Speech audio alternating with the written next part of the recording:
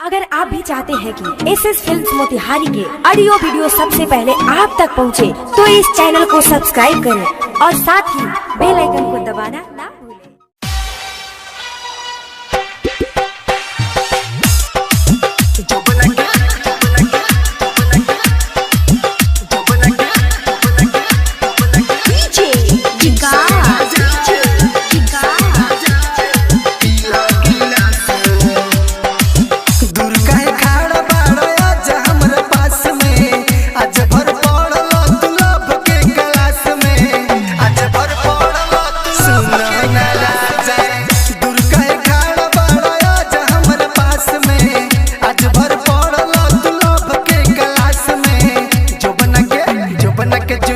राजा के पीलो गिलास में, जो बना के जूस ये राजा के पीलो गिलास में। दूर कहे खाड़ा बड़ा आजा हमारे पास में, आज भर पड़लो तू लब के गिलास में।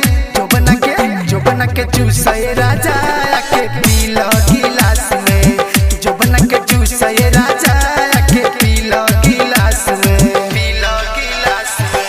डीजे विकास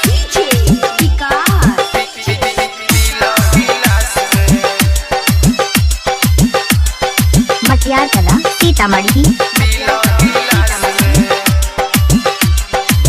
काहे से तेजवा से राखेल दूरी, हमके बताव राजा का मजबूरी, हमके बताव राजा का मजबूरी।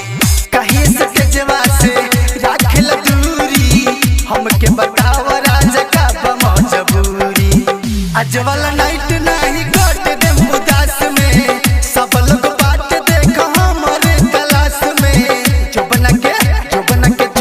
राजा के पीलो गिलास में, जो बना के जूस ये राजा के पीलो गिलास में, पीलो गिलास में। डीजे विकास पीलो गिलास में। मटियार कला सीतामढ़ी। पीलो गिलास में। माजा सदाम ले लो आज के रात में, भोर जाम सागिर संगतिया के साथ में, भोर जाम सागिर संगतिया के साथ में। माजा सदाम ले लो आज के रात में, भोर जाम सागिर ललन के साथ में। सारा गाँव दुआ मोरता रे हमरा आस में, टाइम जियान जान करऊ दबास में। जो बना के जूस ये राजा के पीलो गिलास में, जो बना के जूस ये राजा के पीलो गिलास में। दूर कहे खाड़ा बड़ा आजा हमारे पास में, आज भर पड़लो तू लब के गिलास में, आज भर पड़लो तू सुनो ना राजा। दूर कहे खाड़ा बड़ा आजा हमारे पास में, आज भर पड़लो तू लब के गिलास में। जो बना के जूस ये राजा के पीलो